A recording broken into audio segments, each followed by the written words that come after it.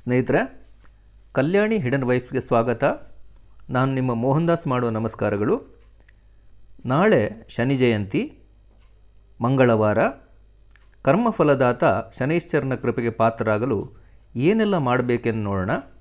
ಸಾಧ್ಯವಾದರೆ ಬೆಳಿಗ್ಗೆನೇ ಆಂಜನೇಯ ದೇವಸ್ಥಾನಕ್ಕೆ, ಶನೈಶ್ಚರ ದೇವಸ್ಥಾನಕ್ಕೆ ಹೋಗಿ ಎಳ್ಳೆಣ್ಣೆ ಕೊಟ್ಟು ಶನೈಶ್ಚರನಿಗೆ ನೇರಳೆ ಹಣ್ಣನ್ನು ನೈವೇದ್ಯಕ್ಕೆ ಕೊಟ್ಟು ಪ್ರಾರ್ಥಿಸಿ ಬನ್ನಿ.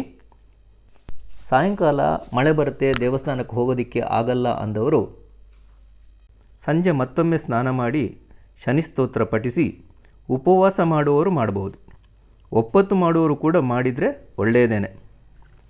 ಶನೈಶ್ಚರನ ಕವಚ, ಶನಿ ಮಹಾತ್ಮೆ ಎಲ್ಲ ಓದಿ, ಮಂಗಳವಾರ ರಾತ್ರಿ ಹನುಮಾನ್ ಚಾಲೀಸ ಓದಿ, ಶ್ರೀರಾಮ ರಕ್ಷಾ ಸ್ತೋತ್ರ ಪಠಿಸಿ, ಭೈರವ ಕವಚ, ಕಾಲಭೈರವಾಷ್ಟಕ ಪಠಿಸಿ, ಸುಂದರಕಾಂಡ ಪಾರಾಯಣ ಮಾಡಿ, ವಿಷ್ಣು ಸಹಸ್ರನಾಮ, ಶಿವ ಸಹಸ್ರನಾಮವನ್ನು ಕೂಡ ಪಾರಾಯಣ ಮಾಡಬಹುದು.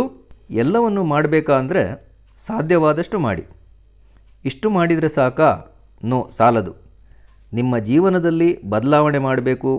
ನೀವು ಏನಾದರೂ ನಿಮ್ಮ ಮನೆಯಲ್ಲಿ ಕೆಲಸಗಾರರಿಗೆ, ನಿಮ್ಮ ಫ್ಯಾಕ್ಟ್ರಿಯಲ್ಲಿ ಕೆಲಸಗಾರರಿಗೆ ಗೌರವದಿಂದ ನೋಡಿ, ಅವರಿಗೆ ಸರಿಯಾಗಿ ಸಂಬಳ ಕೊಡಿ.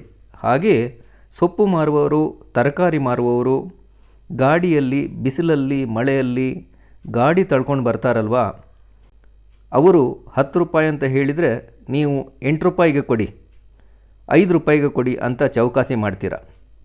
ಇದನ್ನು ತಿಂದು ಅದು ಜೀರ್ಣವಾಗಿ ಈಗ ನೀವು ಚೆನ್ನಾಗಿದ್ದೀರಿ, ಗೆದ್ರಿ ಅಂತ ತಿಳ್ಕೊಳ್ಬೇಡಿ. ಮುಂದೆ ಅದೇ ರಕ್ತದಲ್ಲಿ ವಿಷ ಬಂದು ಸೇರುತ್ತೆ, ಬರಬಾರದ ರೋಗ ಬರುತ್ತೆ. ಯಾಕೆಂದರೆ ಅವರ ಋಣ ನಿಮ್ಮಲ್ಲಿರುತ್ತೆ. ನೀವು ಆ ಋಣವನ್ನು ಮತ್ತೆ ಡಾಕ್ಟರ್ ರೂಪದಲ್ಲಿರೋರಿಗೆ ಕೊಟ್ಟು ತೀರಿಸಬೇಕಾಗತ್ತೆ. ಮನೆಯಲ್ಲೂ ಹೀಗೆ.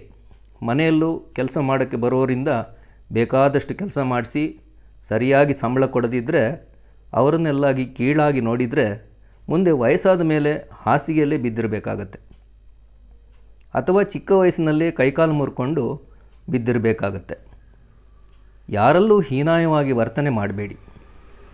ನಮ್ಮಂತೆ ಮತ್ತೊಬ್ಬರು ಅಥವಾ ನನಗಿಂತಲೂ ಉತ್ತಮರು ಅಂತ ತಿಳ್ಕೊಂಡು ಗೌರವಿಸಿ ಬಡವರಿಗೆ ಸಹಾಯ ಮಾಡಿ. ಇದರಿಂದ ಋಣಮುಕ್ತರಾಗ್ಬೋದು. ದೋಷ ನಿವಾರಣೆಯೂ ಆಗುತ್ತೆ. ಹಲವು ಥರದ ಕಷ್ಟ ನಿವಾರಣೆಯೂ ಆಗುತ್ತೆ. ಅಂದರೆ ನೀವು ಕೇಳಿರ್ಬೋದು, 7ನೇ ಶನಿ ಬರುತ್ತೆ, 5ರಲ್ಲಿ ಶನಿ, 4ನೇ ಮನೆಯ ಶನಿ. ಇವೆಲ್ಲ ಈ ರೀತಿ ಏನಾದರೂ ಗೋಚಾರಗಳಲ್ಲಿ ಸಂತೋಷವಾಗಿ ನೆಮ್ಮದಿಯಾಗಿ ಇರಬೇಕು ಅಂತೇಳಿ ಹೇಳಿದರೆ ಉತ್ತಮ ಕಾರ್ಯವನ್ನು ಮಾಡಬೇಕಾಗತ್ತೆ.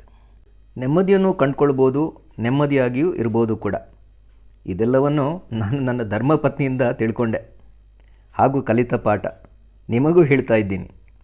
ಜೀವನದಲ್ಲಿ ತಿದ್ದುಕೊಂಡು ಒಳ್ಳೆಯ ದಾರಿಯಲ್ಲಿ ನಡೆದರೆ, ಅದರ ಜೊತೆ ಭಕ್ತಿ ಮಾರ್ಗ ಅನುಸರಿಸಿದರೆ ಮಾತ್ರ ಯಾವ ಚಿಂತೆಯೂ ಇಲ್ಲ, ಯಾವ ಗೊಂದಲಗಳೂ ಇಲ್ಲ, ಯಾವ ಭಯವೂ ಇಲ್ಲ. ಇಷ್ಟೊತ್ತು ಕೇಳಿದ ನಿಮಗೆಲ್ಲರಿಗೂ ಹೃತ್ಪೂರ್ವಕ ಧನ್ಯವಾದಗಳು. ನಮಸ್ಕಾರ. ರಾಧೆ ರಾಧೆ. ಮತ್ತೊಂದು ವಿಚಾರ, ನಾಳೆ ಮಾತ್ರ ಈ ವಿಷಯವನ್ನು ಆಚರಿಸುವುದಲ್ಲ, ದಿನಾಲೂ ಜೀವನದಲ್ಲಿ ಇದನ್ನು ಅಳವಡಿಸಿಕೊಂಡ್ರೆ ಬಹಳ ಬಹಳ ಉತ್ತಮ. ರಾಧೆ ರಾಧೆ. ಧನ್ಯವಾದಗಳು. ನಮಸ್ಕಾರ.